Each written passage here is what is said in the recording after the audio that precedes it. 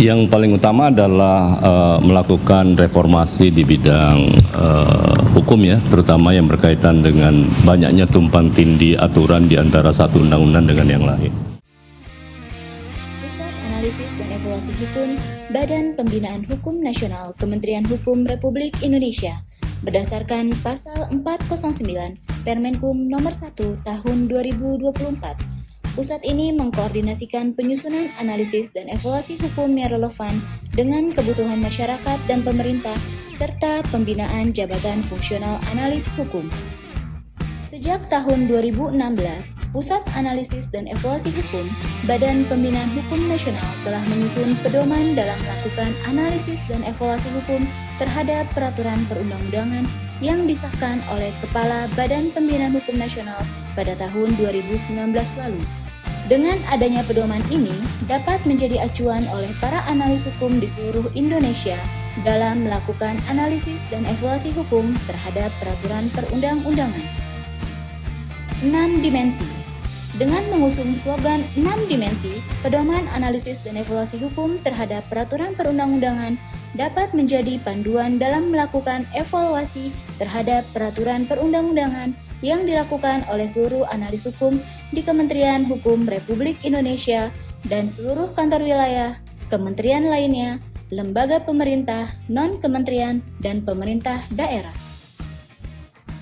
Analisis dan evaluasi hukum ditujukan kepada seluruh peraturan perundang-undangan yang telah diundangkan dan diberlakukan.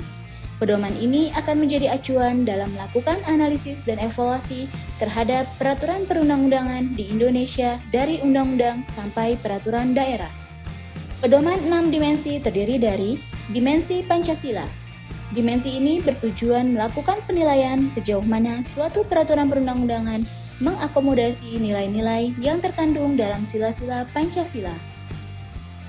Dimensi ketepatan jenis peraturan perundang-undangan. Penilaian terhadap dimensi ini dilakukan untuk memastikan bahwa peraturan perundang-undangan dimaksud sudah sesuai dengan jenis dan hierarki peraturan perundang-undangan, sebab setiap jenis peraturan perundang-undangan memiliki batasan untuk mengatur materi muatannya.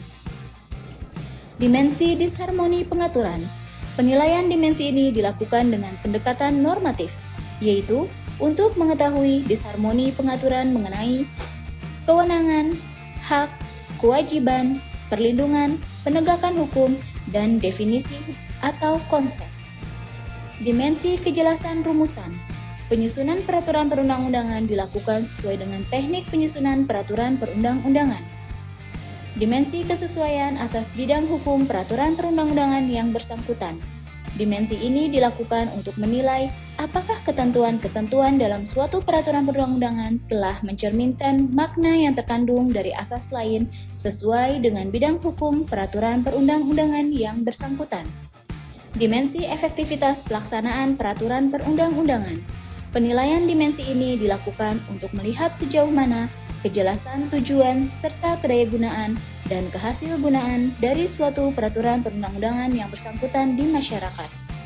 Dengan menggunakan pedoman ini, diharapkan masalah peraturan perundang-undangan yang terjadi saat ini, seperti contohnya permasalahan hiperregulasi, disharmoni peraturan, multi-interpretasi, tidak efektifnya peraturan perundang-undangan maupun biaya yang tinggi, dapat dipecahkan sehingga dapat menciptakan peraturan perundang-undangan yang dapat disimplifikasi,